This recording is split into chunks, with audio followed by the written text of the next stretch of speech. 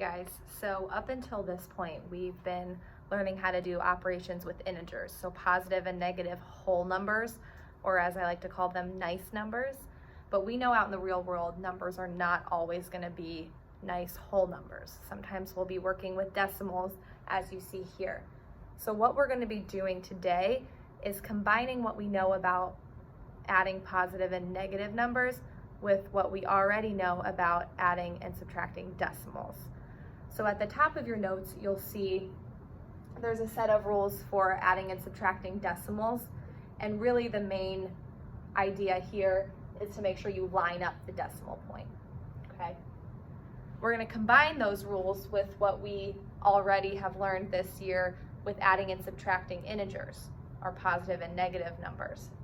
So just to recap, I have the rules up there as well for what we do to add and subtract integers.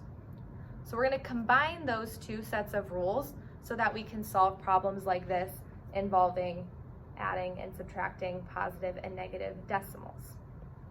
So starting here, we have negative 4.52 plus 3.26. Now these are adding with different signs, meaning I subtract these values. Okay, always subtract larger minus smaller. It's the only thing we know how to do on paper. So set up your subtraction. 4.52 minus 3.26. Again, just making sure you have those decimal points lined up. When we do that, we have to borrow, get 6, 2, 1. So we get 1.26, but remember our rule for when we add with different signs, we keep the sign of the larger number. And the larger number here is the 4.52, which is negative, making our answer negative 1.26. Okay. That brings us over here. It's another example of adding, but now with the same signs. And remember, same signs, we add these values. So let's set up our addition. 2.35 plus 6.13. Add these to get 8.48. But remember, we keep the negative sign in our answer to get us a final answer of negative 8.48. Okay. Our next example is subtraction, and remember our only subtraction rule is to turn it into an equivalent addition problem. So negative 7.4 minus 5.18 can turn into negative 7.4. Subtracting 5.18 is the same as adding negative 5.18. So now we are adding decimals with the same signs, meaning we're going to set up an addition problem here. 7.4, 5.18. When you line up the decimal points, you may feel inclined to put a 0 in as a placeholder and add.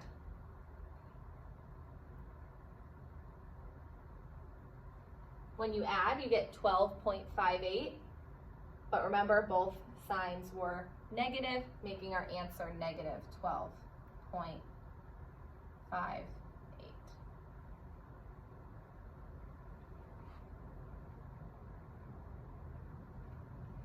We have another subtraction example here, and again, let's turn it into an equivalent addition problem.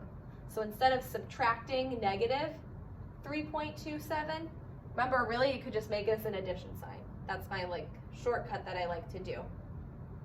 Because minus negative 3.27 means the same thing as just plus 3.27. Both of them have a positive effect.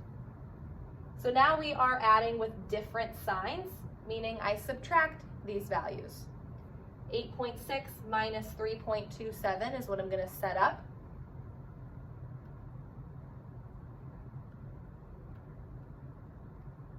Put in your 0 placeholder and subtract. 3, 3, 5. you get 5.33, but in this addition problem, the bigger number is negative, making our answer negative 5.33.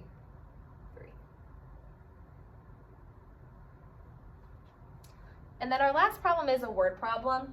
When it comes to positive and negatives, decimals are actually very prevalent because a lot of times with negatives, it's dealing with money, and money is 9 times out of 10, not a whole number. It has decimals in terms of change.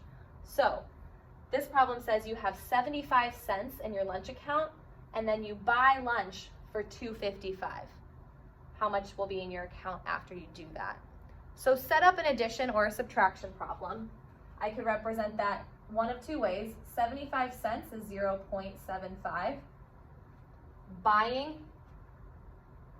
a lunch for $2.55, I could represent that as subtracting $2.55 from what I started with, or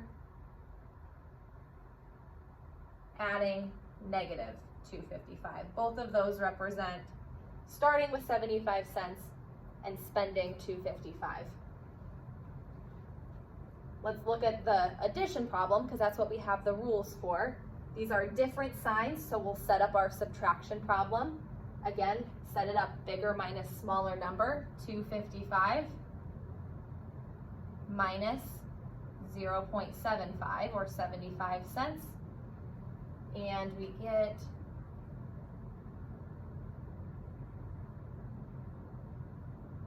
$1.80.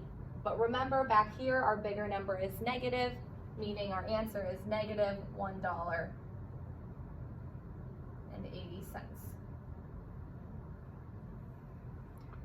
All right, so that is how we add and subtract negative decimals. Really, it's not learning anything new. It's just taking what we learned about adding and subtracting integers, combining it with what you already knew about adding and subtracting decimals. So your turn to practice. Good luck.